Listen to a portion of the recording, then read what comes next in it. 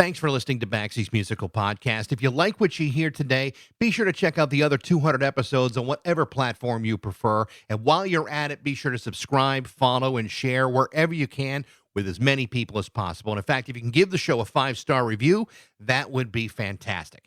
Also, be sure to check out Instagram, Facebook, and TikTok to find out what's coming up on future episodes. Today's episode is brought to you by Metro Chrysler Dodge Jeep and Ram at Chicopee. Stop by their state-of-the-art dealership next to BJ's and Big Y on Memorial Drive or visit their website at metrojeep.com. What is it? It's Baxie's Musical Podcast. Resistance is useless.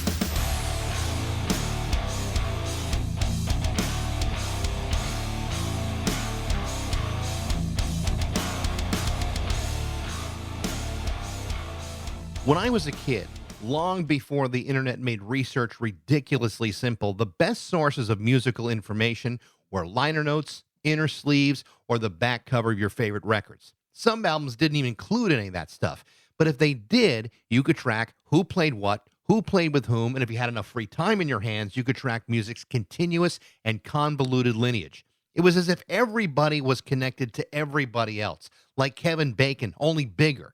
Nerds loved that stuff, and I just so happened to be one of those nerds. That's why I was always geeking out over the idea of the supergroup.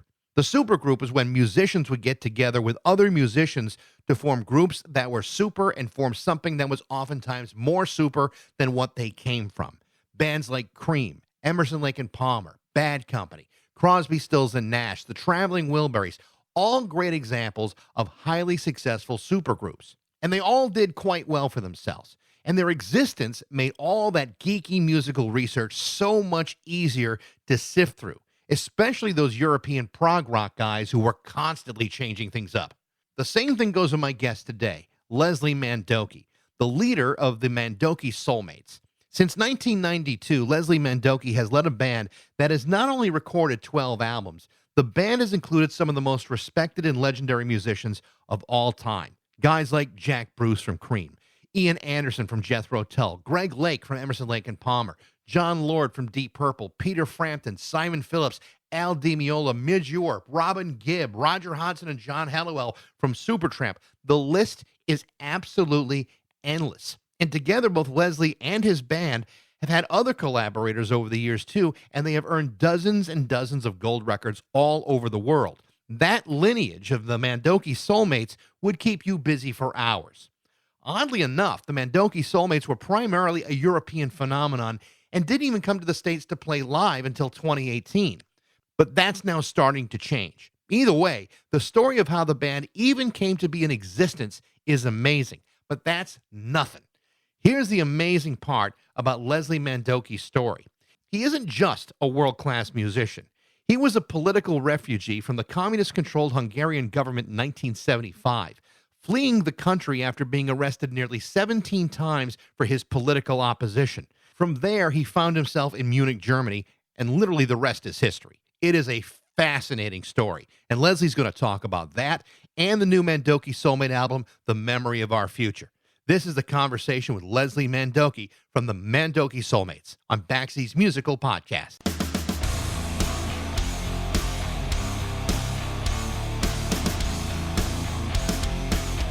It's great to have you because I've been doing a lot of research on you to get prepared for today, and I find myself kind of torn because on one hand, definitely want to talk about the new record, Memory of Our Future, and the fascinating story behind the band, but then I really found myself particularly interested in your backstory as a political refugee. You fled the persecution of the communist government of Hungary back in 1975. It's such a fascinating story to me that it's almost the thing that really captured my attention on this.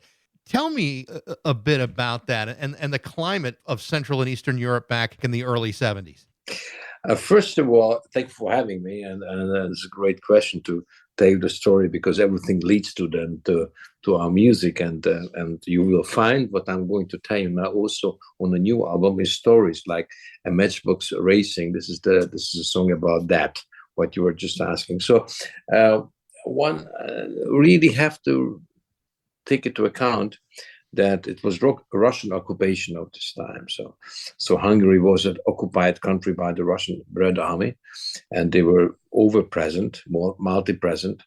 And this was not a communism because the Hungarians would have loved to have this evil system, as it was just they were occupied by an evil system. And therefore, in my whole childhood, the childhood actually started in a way as I was 3.5, and the Hungarian uprising against the Russian occupation was taking place, and we were living in the center of Budapest, and 3 students were dying who got killed by the Russians, and I was of course in my kids' room, but to die is loud, and so then it was probably the first impression of life, that people got killed on the street, so I became a musician. I wanted to be a poet and a painter, and the first really awful, horrible moment of my life was my father died. He lost his fight against cancer as I was 16, and he said in his deathbed, "My son, please promise me that my grandchildren never gonna read censored papers." And I said, "Daddy, but there is the Iron Curtain, censorship, but most normal thing in a communism." And he said, boy, the Iron Curtain is nothing for you. You gotta leave and live your dreams and don't dream your life. And this is a song then on the record. Actually, my daughter wrote the music for it because I wrote the song, and she said, "That this touches me so much, but let me rewrite the music for the song," and which is also touching me a lot. So make a long story short, to live behind the Iron Curtain is not a funny thing, because we were dreaming of American values of the individual freedom, freedom of expression and free speech or a free mind. And actually, American music was, when it came a little bit to jazz rock or to prog rock or British prog rock, it was totally forbidden. And a couple of decades later, Mikhail Gorbachev and Henry Kissinger, they both awarded me for my fight against communism. And Mikhail Gorbachev was telling us that the reason why they were just forbidding prog rock or jazz rock, because that was the music of the anti-communist intellectual student movement, and I was part of that.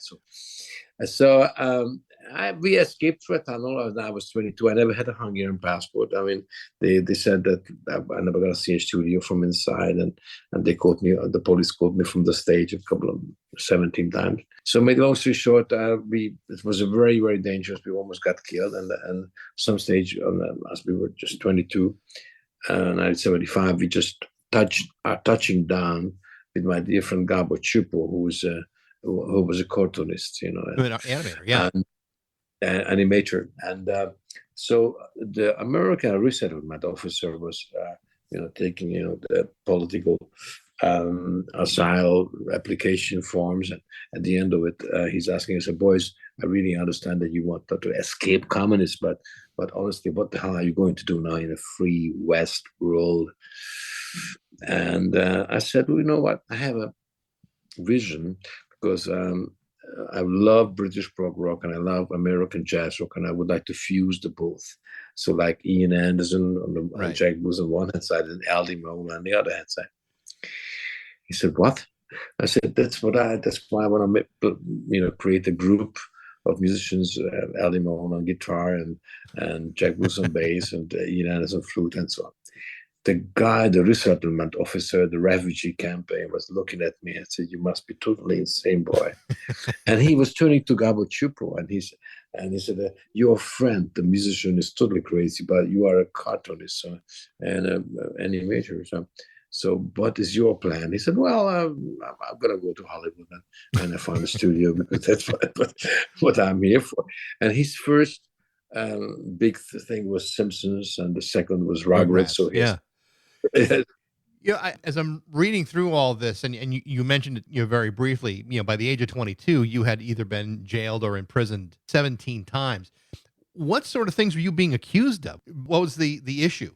The issue was very simply that I was singing on stage songs where were not allowed. So they were not having the stamp of the censor. And so Jimi Hendrix song, whatever, actually it was a Bob Dylan song, Watchtower. So so be or having an American flag in the background of the band or something like that. So I was not criminal. I was just against communism.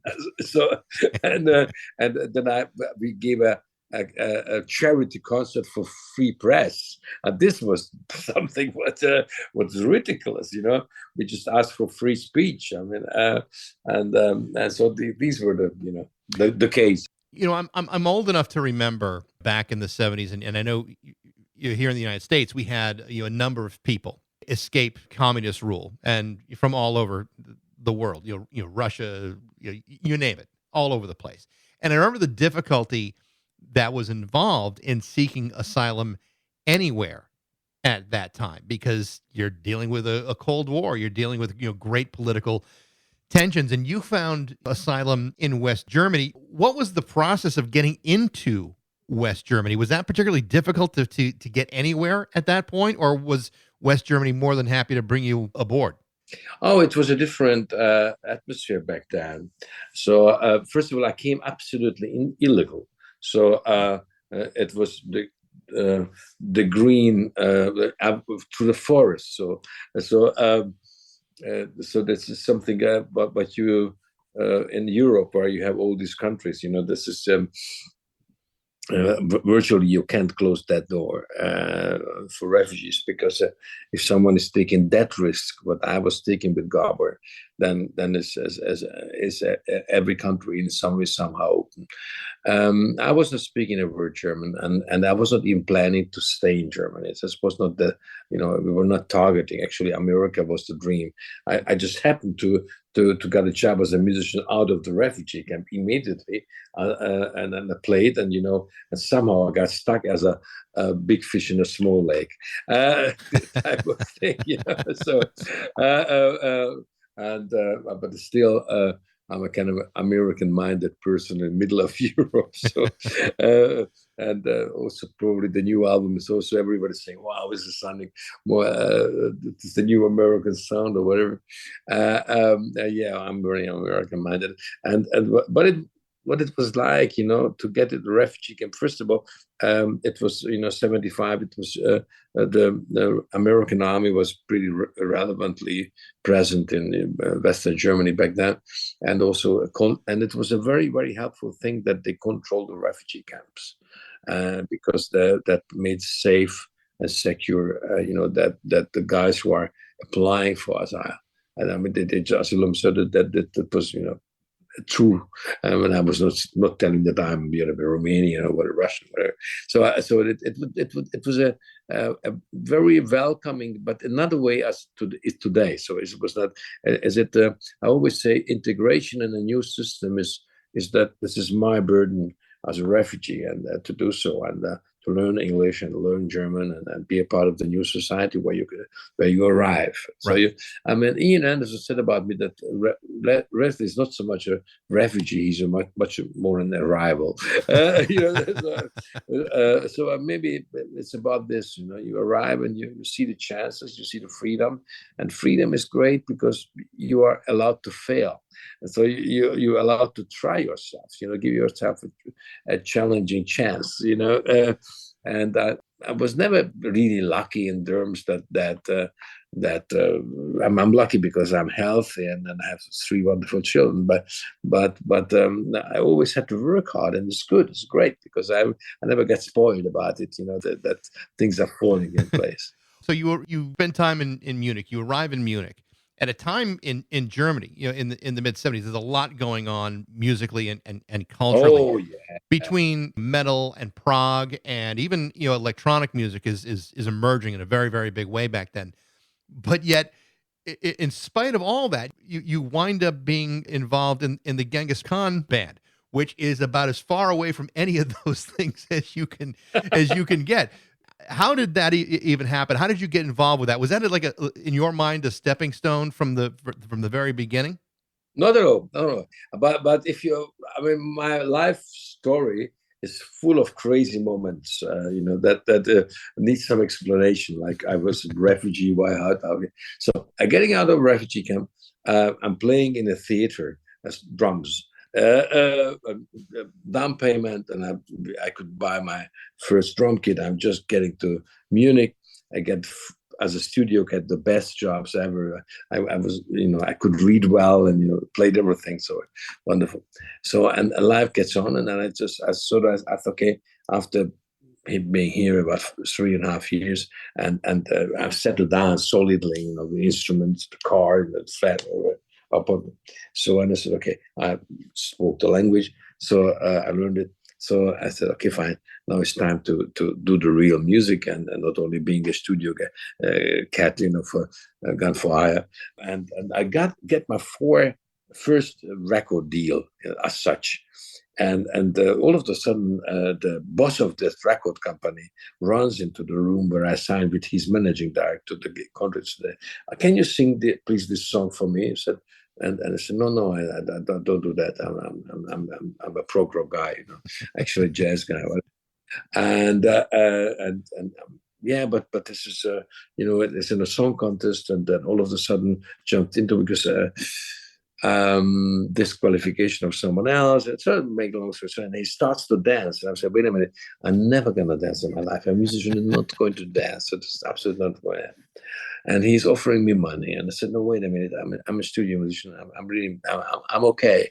I'm not starving at all, And I said, but he was trying to offer more money. I said, no, wait a minute. I'm doing really fine. So you can't buy me.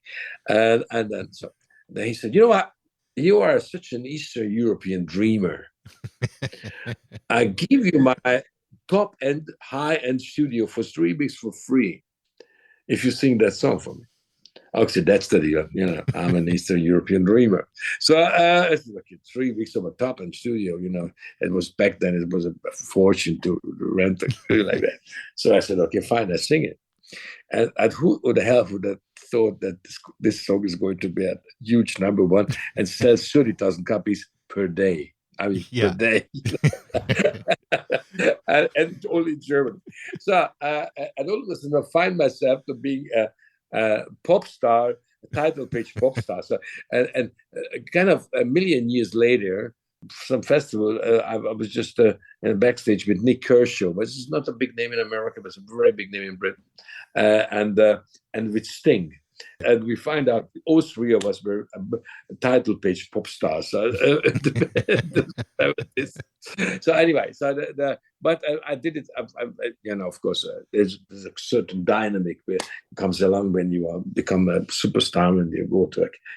Back then, we had printed magazines or kiosk, and you are on the same week in 9 title pages, and you became the boy of the year. I was hating this because I said, okay, this is not what I was studying music. So it was not. That was not part of the Eastern European dream. No, exactly. So and I said, it's absolutely not the part. So I went to the record company boss, the big boss, and I said, and he was the one who from Arista and RCA, and then discovered Santana and Whitney Houston and so on. I went to him and said, look, I can't do that. I mean, I'm a prog rock, jazz rock musician. I thank you for that line. It's one of I wasn't part of my Eastern European uprising, against Russians. I said to him that it was not the reason why I crossed the tunnel underneath the Arcade. And he said, but you know what, man, you get daily about 2,000 fan letters and about 50 brass, and said, but you know what? I don't need one of them. I just would like to go out and play for the people, okay. So, but he said, okay, Leslie, this critical label owes us a lot of money, so you finish that here, please, and then I take you to America. So he took me to America, and the first musician I was bumping into in New York in New York in the Quad Studios on Times Square. It was the fabulous Anthony Jackson, a bass player who was playing with Steely Dan, with Paul Simon, with Bee Gees, Herbie Hancock, Chick Corea. And so imagine, Anthony, the first question already, on which side your parents were in 1956 uprising against the Russians. I said, wow, what a question. You were expecting anything in New York from someone coming from Brooklyn. And then the second question, as I gave the right answer that my parents were on the right side. And he said, okay, second question, what is your favorite Béla Bartók string quartet? And I just, okay, I'm in the right place. Thank you. I'm an arriver. And then he goes like, boy, go out and play. Let the music make the talking. So, and that's how it started. And then a couple of years later, we just exactly what I said to the resettlement officer in the refugee camp, Ian Anderson of Jethro Tull, Jake Bush of Greenberg, Andy Meola, and then Dave Pen Thomas of Blood, Sweat, Tears, and Bobby Kimball, and Steve from Toto, and Jack was recommending then John Lord from Deep Purple and Hammond, and so this is just added on, and then on the jazz side we had the Brecker brothers and Eddie Moll and Mike Stern. Yeah. So it just was growing and growing. And in the meantime, because tragically we have lost Jack Bruce, and he's playing now with Jimi Hendrix in heaven, and then Quincy Jones called me. Actually, I was at a funeral with Eric Clapton and of Jack in London, and then later in the night, Quincy Jones was calling me and said, "Leslie, you need a new bass player now, and you come into New York in 4 days, and I'm going to introduce you to your new bass player." It was Richard Bona, and then as sadly, John Lord was originally a Hammond player of Deep Purple, was passing. Then we lost that. Then Corey Henry came into the band. Our young star. He's only 35. So that it goes on and on like that. Yeah. Well, it's one thing to have this idea at 22 years old of what you want to do and who you want to play with, but it's something totally different to actually get that going and to become a reality. In 1992, you create the Mandoki Soulmates, and you're playing with the exact guys you're talking about. So how were you able to make this idea, this Eastern European fantasy, into a reality in 1992? Because I mean, to me, that's an incredible leap to actually make something like that happen. Well, remember to the little section before, as I mentioned, the deathbed of my father. And when you're 16 and you're really kind of father-oriented boy, and you lose your father, and your father's saying, "Look, boy, go and live your dreams and don't dream your life." And so that was such a strong thing, And this is one more Eastern European thing, what you would like to share with your audience, is that in a free world, education is everybody can take the freedom, the liberty to feel. I really want to get into and would like to spend my youth with hard work on education, or just I'd rather prefer an easier time for me. For me, it was not a free decision, because my father said to me, "Boy, what arms you against the Russians, against the evil, against communism, is education." So as I was out of 172 students, once I was number 2. Normally I was number 1, and my father was absolutely upset.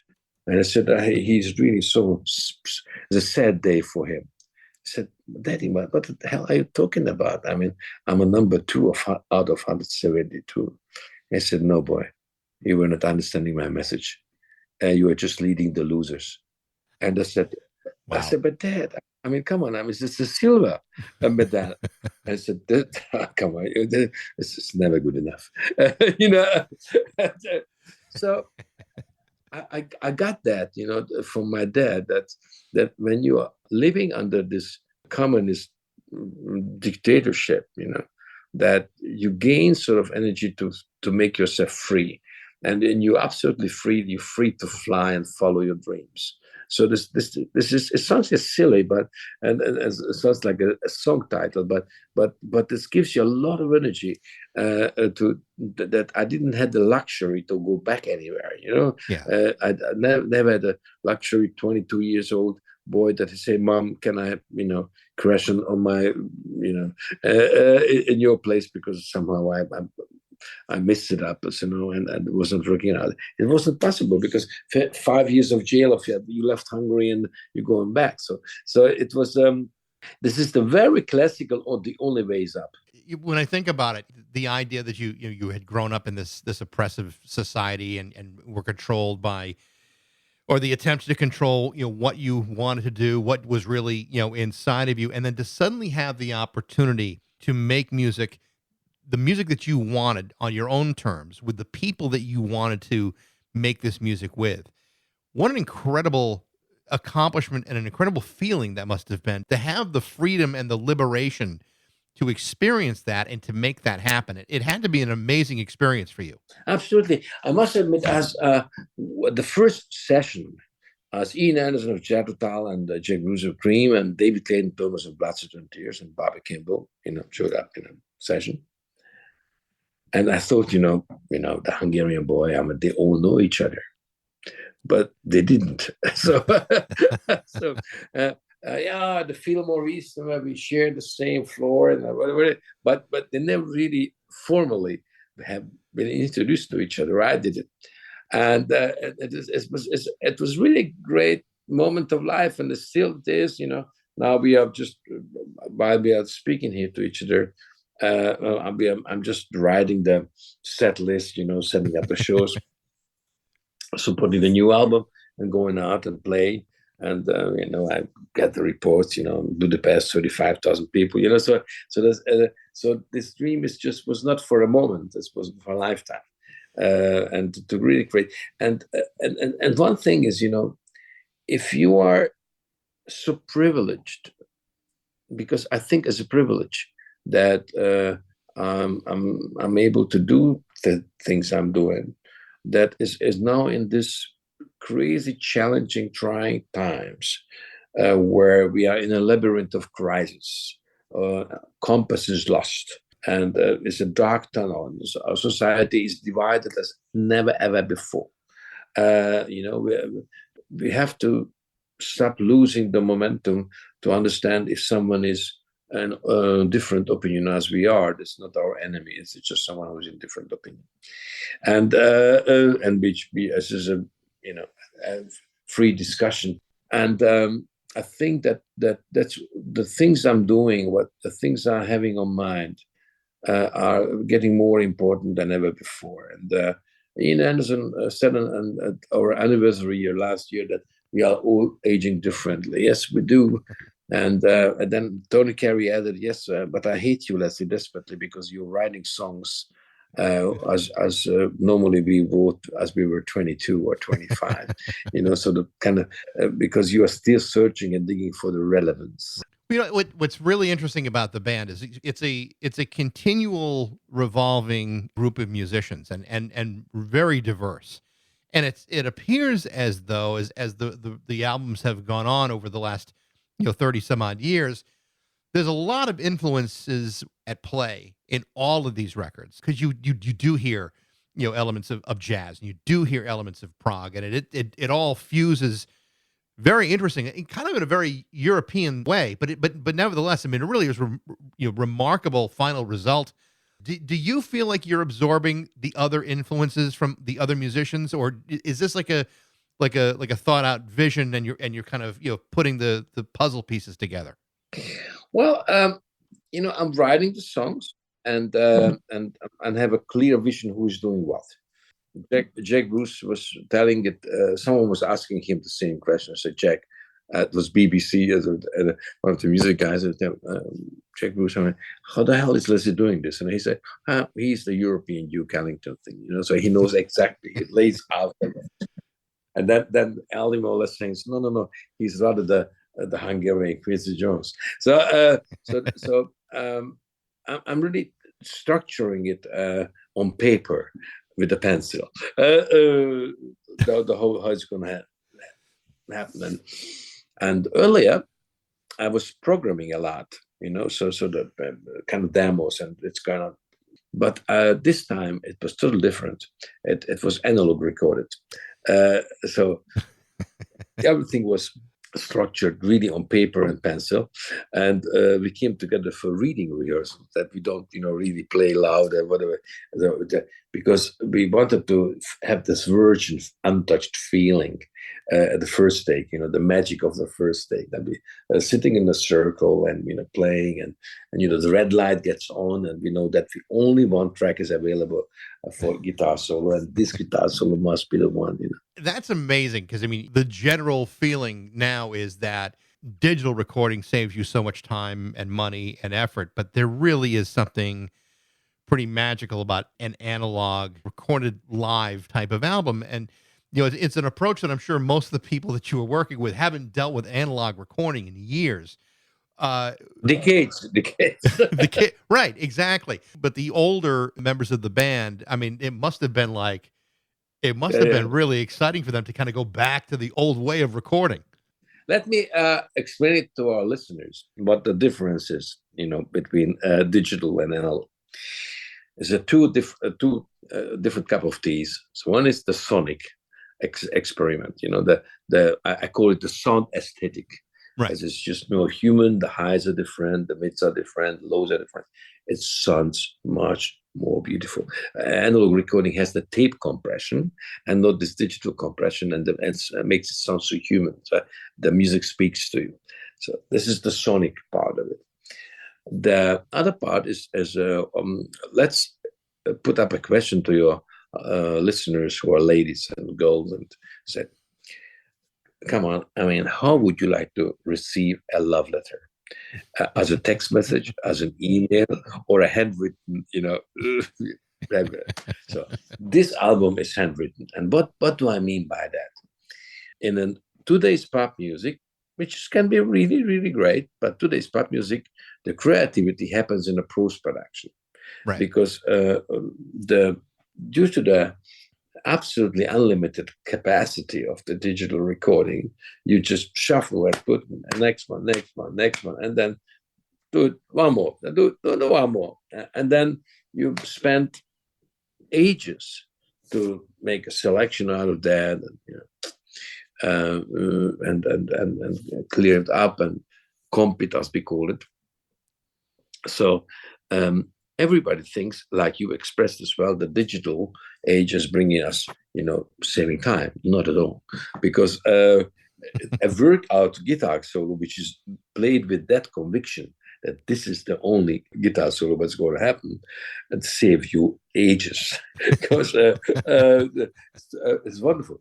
And this pressure, what the red light creates, that you have to do it right now while the others are doing it, and you better not messing it. It's wonderful. I mean, this is wonderful.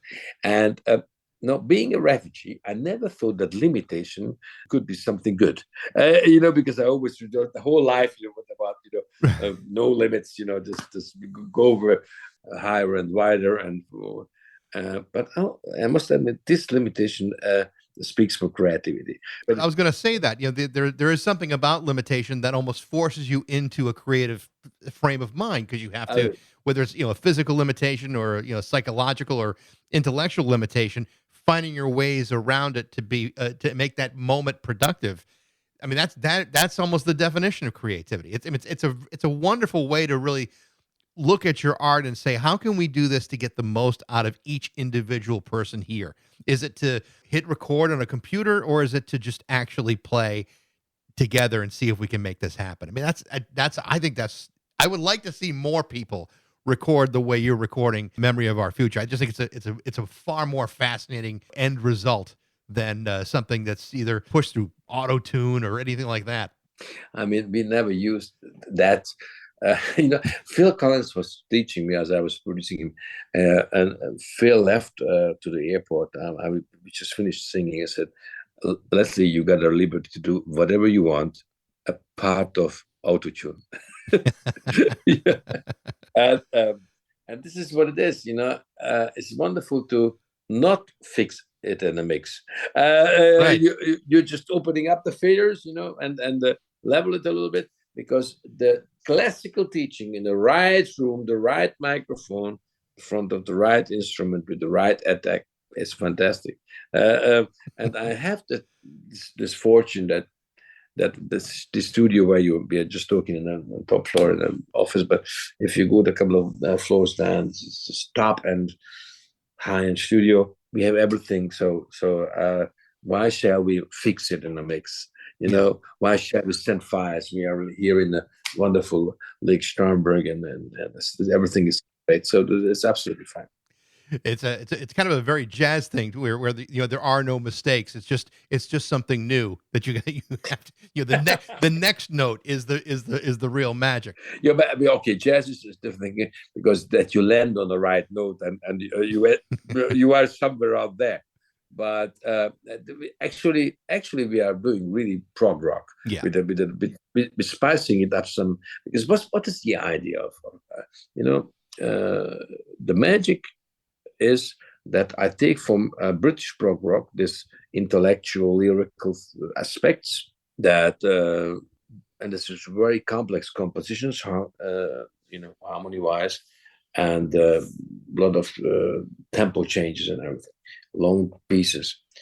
But I always was missing in a British prog rock the American brilliance of the solistical, magnificent.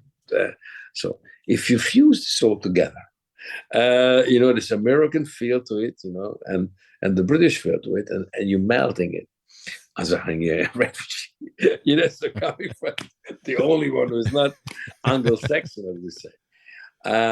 Then it comes, and of course this is my writing, but this is the glue, because if you ask me what is the okay, I write a song, and Ian Anderson, he said this is the very first time that he was singing anybody else lyrics, because normally he's singing. Many of our singers only ever sung their own words, and so and this is actually wonderful to have this. What a blessing for my life, that an honorful privilege to have this greatest players and singers, and they're just sharing the vision with me. This is so beautiful.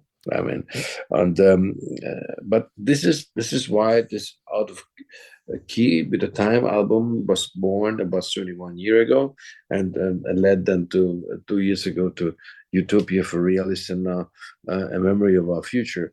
It's always been the same thing, that we think that we rock musicians, we have a certain responsibility for the people that they give us the voice what we have, because you think the only reason why you are having the privilege to talk to you is because I have a kind of voice, but it's not mine. It's actually the love of the people gave me that voice. Sure. It's just theirs. So herefore, I have a sort of a responsibility. Say, for instance, also when I'm talking to you and to your audience, to take that responsibility and say, okay, we're in trying times, and this is challenging years, what we're going through, and we are trying to give you musically back like a Woodstock 4.0. We're trying to give you back the compass that has been lost, so we are looking but not seeing. We are hearing but we don't listening. So because we have to see that we get this world again, turn it back, because now everything's upside down. So. Right. We should, so as we were in an anniversary tour of Soulmates, and we sung at the end of the show the song Torch, of the last song of the Utopia for Realists album. And this is also two other songs, Old Rebels and Young Rebels. And we sang about it, that now the old rebels are passing on the torch. And I said after the song, I said, wait a minute, we are not going to pass on the torch, because the old rebels are back, because we have to fix the world again. So we just, it's too early to pass on it. In that shape, we cannot do it. Well, Leslie, it's a remarkable record, Memory of Our Future for the Mandoki Soulmates. It really is it's an impressively beautiful record, and it's a real pleasure to talk to you about your path to this point. It's an amazing story. We have a lot more to to do, and until the world is get fixed, and we're just giving you the soundtrack for that. So Right. that's what we're actually doing, and I'm this is I have only one thing in my life that was missing, and this is today is also a little stone by stone by stone, step by step. What we're doing today with you and me, and reaching out for your audience, is the only thing that I'm missing is actually a guy who was 16 as he got caught by the Russian political police first time, because I was had an American flag, in a small version on my jacket, that was Right. totally forbidden. And I was wearing a jeans. I mean, that was it was not allowed to go to a club because jeans was kind of imperialism, type of thing. So it was a symbolic for American imperialism. So and I got pulled away. And so a guy like me, the only thing is missing. I have 72 golden records in the wall, and it goes, but we've never really had a great release in America. Now it's our first great release, a memory of our future. So herefore, I really would like to thank to everybody who's listening to us today, that because I would like to take this music home to America. Yeah. Because this is America is the most important, and I'm not talking about how big, how influential, how many soldiers and economical power is not what I'm talking about. I'm talking about art and humanity. I mean, I'm talking about values, Right. which are much more important. This is million times more makes America great, or more powerful. The values, it's not the military that makes it Right. untouchable. The values, Yeah. that makes it. This is the pull factor. That's what really makes this wonderful nation. So and really, this is the missing link in my life. To bring that great, that's what I have learned from America in my life. Behind the Iron Curtain, and after we escaped, and Gabor made it to America. He made his two Hollywood Boulevard stars, Right. But this record is made for America, because music is the greatest unifier, and we have to overcome this division. Leslie, this has been a great conversation. I appreciate your time today. Best of luck. I hope America embraces the record and Mandoki Soulmates. It's been a real fun conversation today. Thank you so much for having me, and I wish you all the very best. And Thank you. keep rocking. You too. The name of the new Mandoki Soulmates album is called The Memory of Our Future. Thanks for listening. I hope you enjoyed it. If you did, I'd love to hear about it. You can email me at bax@rock102.com. Follow the show on Instagram, Facebook, and TikTok for regular updates. Thanks to Metro Chrysler, Dodge, Jeep, and Ram at Chicopee for their support. And thank you for listening to Baxie's Musical Podcast.